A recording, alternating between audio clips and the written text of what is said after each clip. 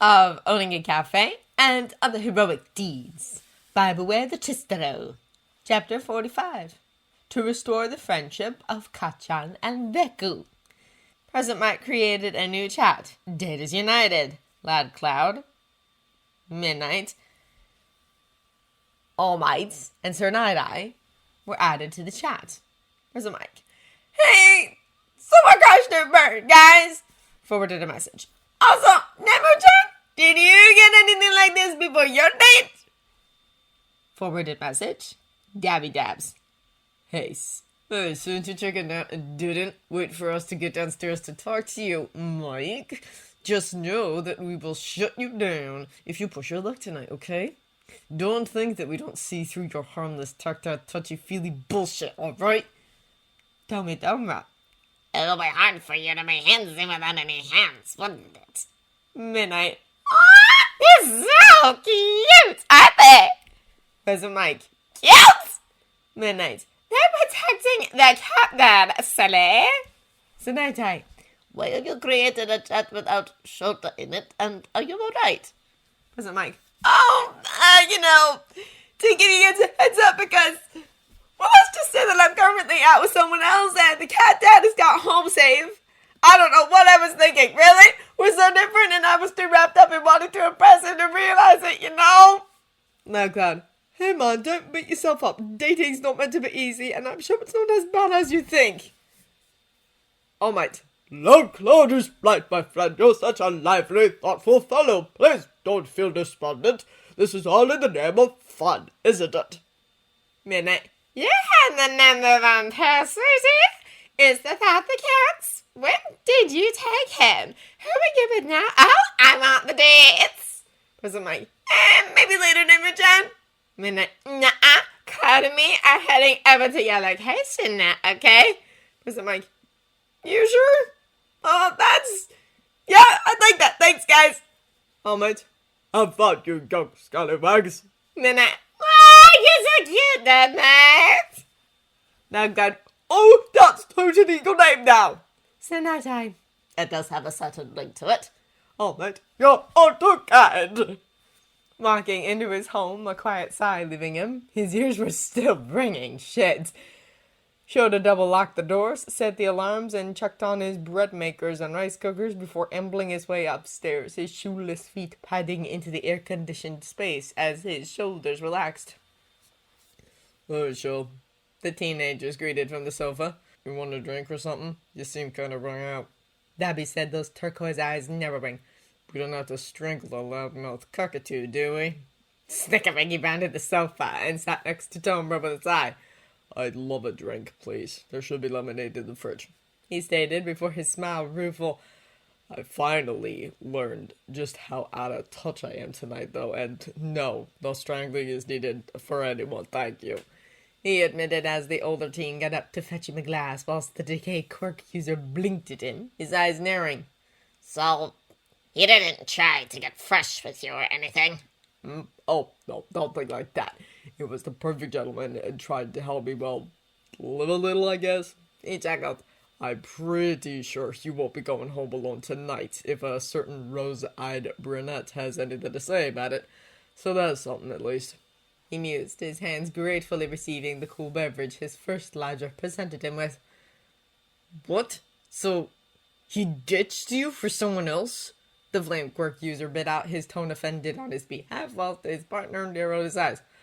No, it was kind of the other way around.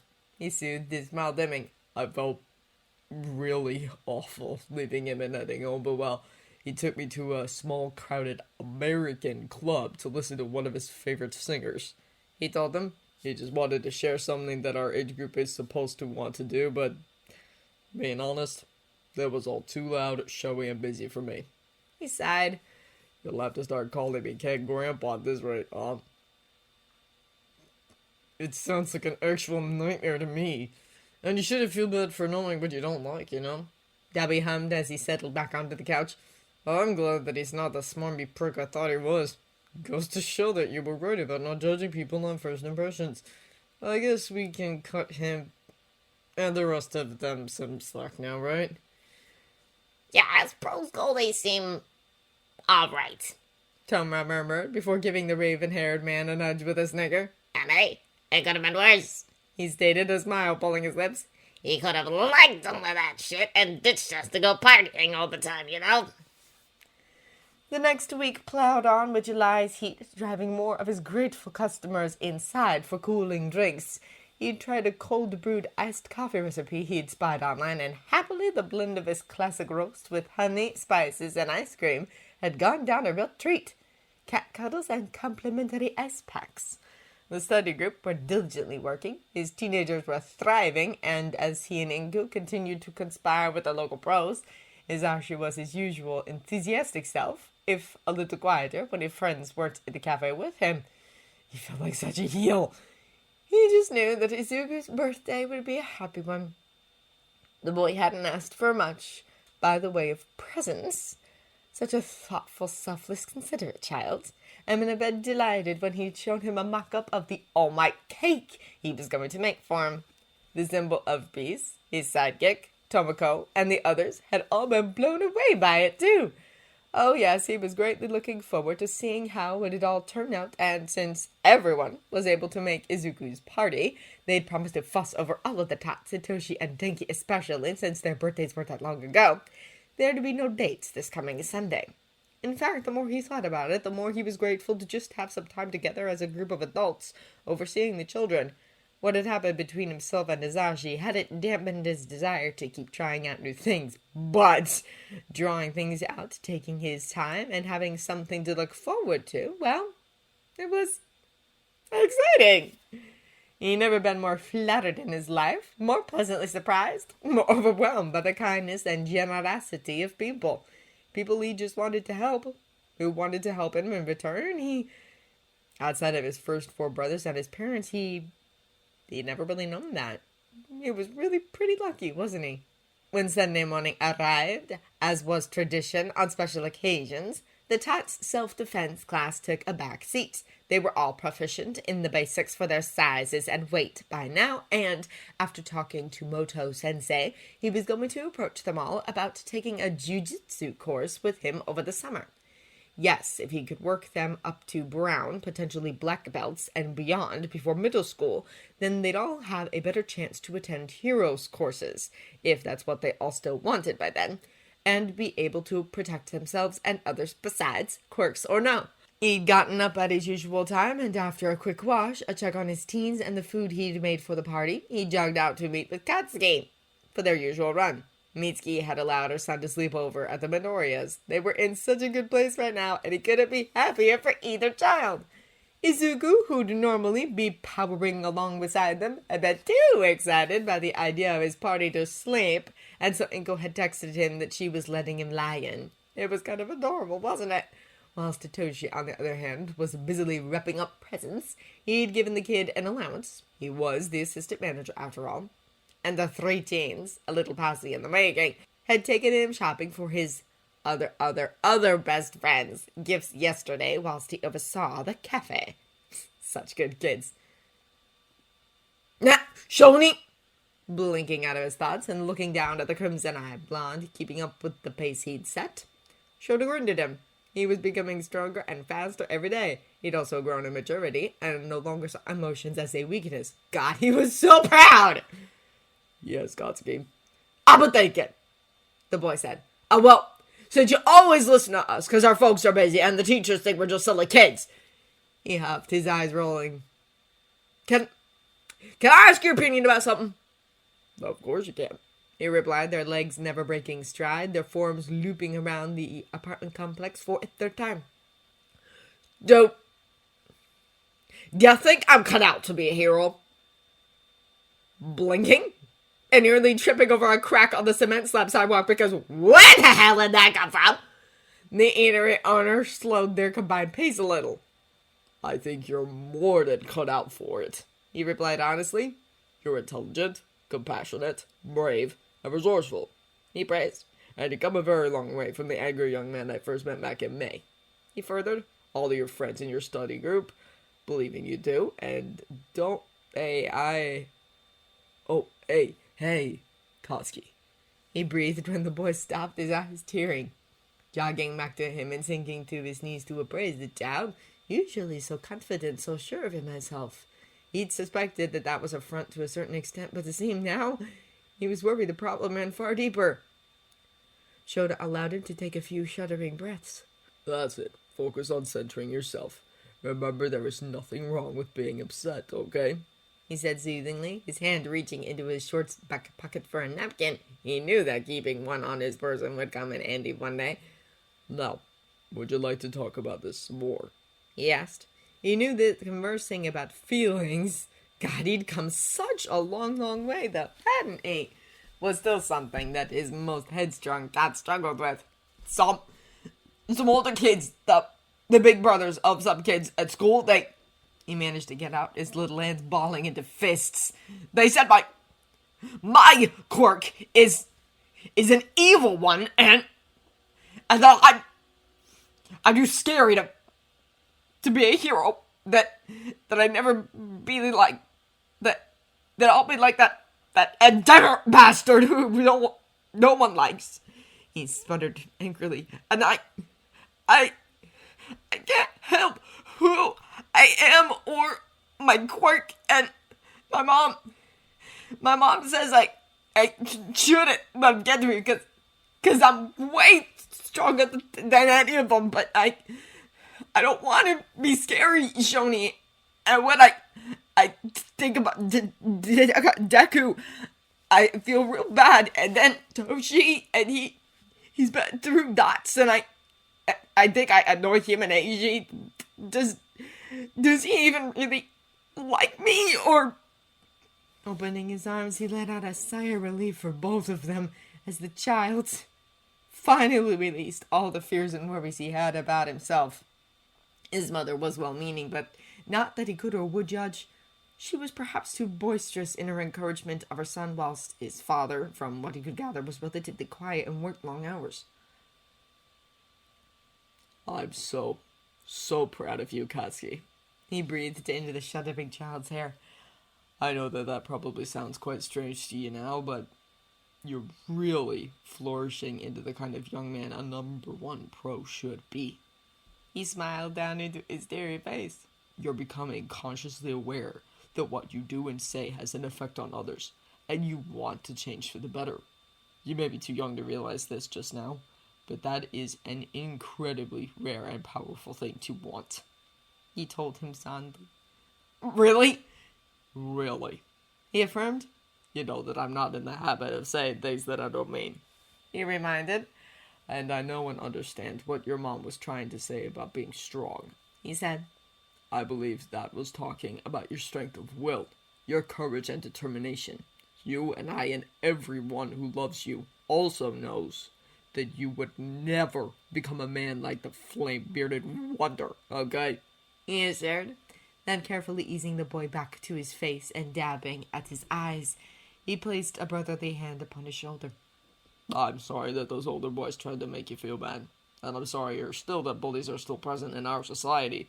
He mused. And as difficult as it can be, my advice to you would be to try your best to ignore them. Surround yourself with your friends. Allow their opinions to be the ones that enter your mind and stay there. He suggested. It can be really hard to do, and it'll take a great deal of practice. He advised. But you've never been afraid of hard work, challenges, and meeting such things head on, have you? No. He snipped his little face, determined. That's right. He agreed. Now, as for the other things you mentioned. He gently hedged. Eijiro, as far as I can tell, I believe that he thinks the world of you, and it's not just because you make such good sparring partners or share a great deal of interests. He chuckled.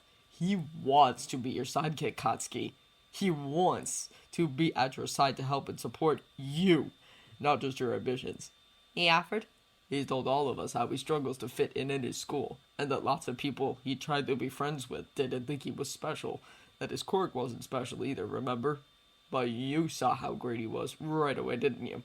Yeah, it's so obvious. I mean, no one's smile can beat his, and he's so kind and generous too. He argued, his little arms folding angrily on his behalf. Tomoni is right. He have thought most people are idiots. Yeah, that too. He grinned. But idiots can learn, and idiots can be swayed by good examples to learn, grow, and change for the better, can't they? He furthered, and you're going to be a great example to the next generation of heroes who come after you, just as you're becoming a better example every day to the people you've welcomed into your heart. He set his fingers, giving that slender, muscular shoulder a little squeeze. Don't ever forget that we all believe in you, alright? All right, the other stated, that fierce little smile returning before his expression became resolute. I'm gonna apologize properly to Deku today, he breathed. And I'm gonna ask Toshi if we could talk more, you know? I want to be a better friend to both of them. To all of them. He admitted, his eyes shining. I want to be just like you, Shoni. Returning to the cafe, he made them both some breakfast, whilst portioning up tamagoyaki, miso, and fruit salad for his teens, and headed upstairs. They talked over a plan of apology and better friendship attack because, well, Katsuki was who he was, wasn't he? He probably shouldn't find it so cute, but he did. Upon entering the living space, Dabi, a little bleary-eyed, who said that playing video games was relaxing, waved at them as he shuffled from his room to the bathroom with a wide yawn, his oversized pajamas slanting as he walked. However, from the sounds of snoring still filtering in the air, he was pretty certain that Tomura was still down for the count. Well, it was only 7:47, and he supposed that most people like to sleep in on a weekend. What must it be like to actually look forward to, enjoy, and feel the benefit of sleep, he wondered. Okay. He smiled at Toshi's breakfast tray balanced across his arms. Are you ready? Nodding determinedly, they approached the iris-haired boy's closed door, Katsuki's determined hand giving it 3 gentle knocks. Come in. Ah, stupid impossible sellotape. How does this keep happening? Juggling, he shouldered the door open, the pair walking in to find the voice quirk user sat at his desk, his fingers desperately plucking at the roll of tape he'd loaned him, whilst across the table, stowed under the window, brightly colored wrapping paper, action figures, and an all-night cushion set. Oh, hey, Gachan. He smiled before returning to his efforts to part the sticky substance. Breakfast smells great, Shoni, thank you. You're welcome, Toshi. He replied whilst depositing the tray onto the tot's neatly made futon. Such a good kid. His eyes tracking the blonde as he moved, his hands grabbing up a pair of elementary school scissors as he went. Here, there's a trick you can use when you can't find the edge. He offered, his smile growing more pleased when the other boy blinked, handed over the roll, and eagerly watched. See, if you make a little slit across it here, and here, then you can peel off the right size of tape you need. What? That's such a good idea, thank you. The slightly taller child asked. Would you mind helping me with the rest? Sure. Grinning to himself, the cafe owner quietly made his exit as the tots went about covering up Izuku's presence together, the crimson-eyed boy slowly easing into the conversation he wanted to have. Small mercies. At 10 o'clock, the birthday boy arrived at the cafe. Well, it should technically have been tomorrow, but as Dabi pointed out, celebrating one thing on a set day wasn't as good as stretching it over a longer amount of time, because every day should count as a good one. And he'd be sure to keep the Flame Quirk user's good days coming. All Might himself had made his way to the Midoriya's apartment to escort him over. The look on his Elaine and freckled face, I bet the joy is to describe. And although he'd greatly enjoyed their version of a water park, the emerald-haired Tot's desires for his party had been simple, sweet, and doable. At 10:30, the additional D&D expansion packs that Sir Night-Eye had sourced, he was something of an aficionado in the game apparently, combined with the 2 study tables and one of the booths, had made for a truly magical setup. Midnight, Ragdoll, Loudcloud, and Present Mike had worked with Nezu to source costumes, from wizard hats to cloaks and amulets, for the children and any adults who wanted in on the costumed fun, to wear, and the teens had set up 3 tournaments to fill their morning with.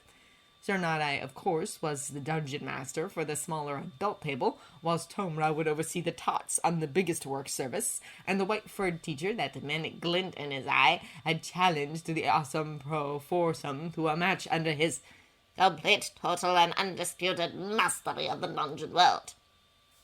Needless to say that the whole thing had been thinly wrapped peasants. interesting. He'd been roped into a game, of course. He and Inko had watched bewilderedly as the competition between Mitsuki's barbarian queen and All Might's infallible paladin had grown more heated, while Sornada, his cool composure only ever breaking into a smirk every so often, played the pair like instruments to his indomitable will. To say that what he and the mild-mannered woman had witnessed, because although they were taking part, both had found their movements and understanding of the dice traps and spells a little confusing and for him, illogical. Something quite...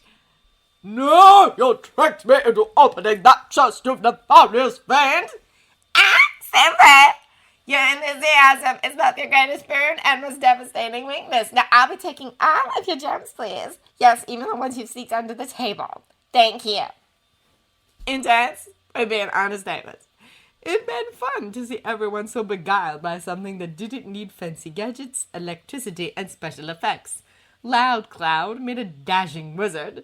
Hisashi, his cockatoo bandana proudly displayed across his neck, was a king, an overly jeweled crown glinting as his flaxen hair, whilst Minna and Tomoko had added elven ears, beaded necklaces, and capes to their looks to become joint empresses of an elven kingdom.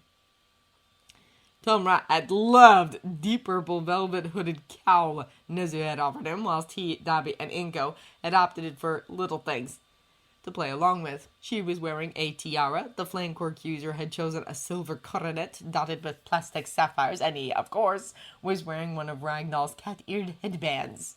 Sir Naidai and the teacher was similarly enrobed with mystic-styled pieces. The oldest Bakugo had hoarded several necklaces and bracelets, whilst All Might, his smile elated, wore a chainmail bib.